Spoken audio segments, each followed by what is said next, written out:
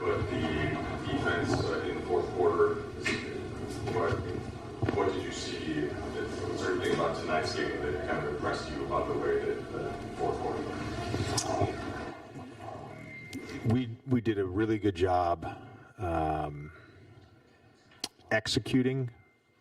In the fourth quarter, we made a couple of adjustments just in terms of some off-ball stuff, and then we went to 15. Really just wanted to, 1 through 5, I just really wanted to have bodies in front, and they had hurt us on the glass earlier in the game and just really felt like that was the right defense at the time.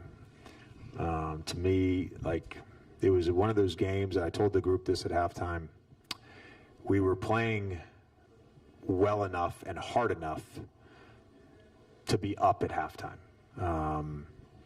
Shot 3 for 17 in the first half. There were 3 to 4 plays that were just kind of wonky plays, just kind of like somebody went brain dead for 5 seconds, didn't do the coverage correctly, which is our base coverage, and Trey Murphy gets a back cut.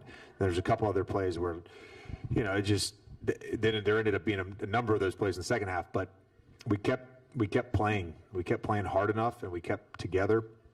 And then I think just you look at the game, it's Dalton's charge, Luka's charge, Bo and Wex doing a great job with the challenges tonight, saved us potentially 6 points with the Trey Murphy 3 and the Derek Queen charge, which I was going to challenge it anyways because I had the angle. It was obvious that it was a charge. But those guys did a great job.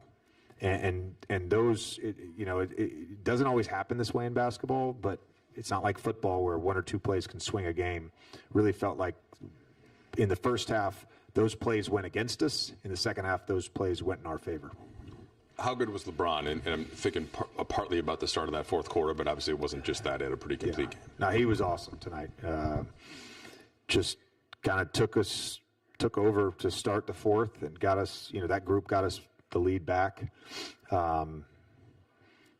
I love what's happening right now with, Luka and LeBron and that partnership, whether it's pick and roll with each other. We ran stack against their blitz. Jackson gets a layup. Luka kind of tells LeBron back cut next time. He gets the lob on the very next play. There's some real synergy happening right now, and it's fun to watch. We knew that LeBron didn't have a ton of reps in the offseason because of his sciatica, and then no training camp, no preseason, missed 14 games to begin the year. Did you ever wonder, like, I might not have that version of LeBron this season and have to kind of be prepared to coach a different version of him? And if you did wonder it, is what you've seen from the last 10 games or so making you maybe recalculate things? No, not recalculating. Because I know LeBron and I know how much he puts into this. I think it's just recognizing game to game what he has. He's Greg Maddux at the end of his career. Every night he doesn't have his best stuff, but he has enough to win. And you just got to, I'm his catcher. I've figured out, how to call the pitches. Sometimes he tells me to F off and he calls his own pitch, which is fine too. But it really is, to me, it's that. It's like, what's the best way to kind of utilize him tonight based on the opponent, based on the coverage, based on how he's moving. We have conversations sometimes in games. How's your 3-ball feel? Okay, all right, I'm going to run this off-ball play for you, or I'm going to, put you in this spot versus the pick and roll because I know that you'll end up with the shot. And it's really just that ongoing dialogue with him. To me, what he's doing at 41, what he did last year at 40, it's greatness. It's just a different form of greatness.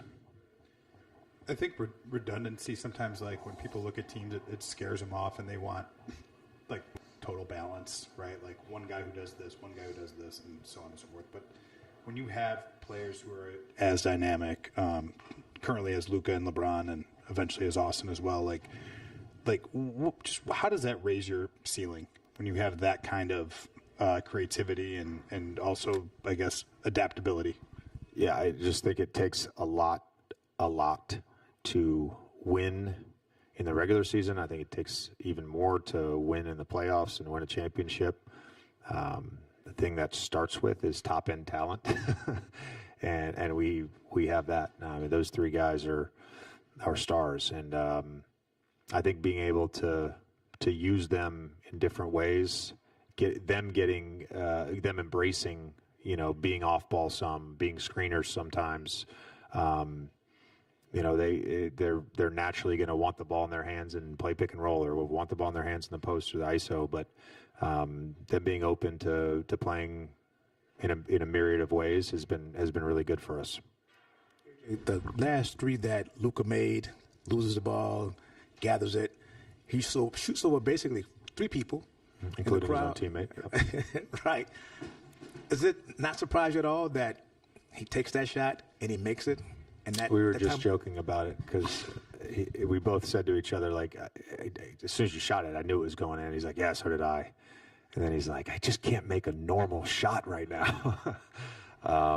But he's the thing I love about him. He's always hard on himself, and he takes accountability for that. And if he had 30 and 10 tonight and shot 50% from the field and felt like he could have played better, that's just how he's wired.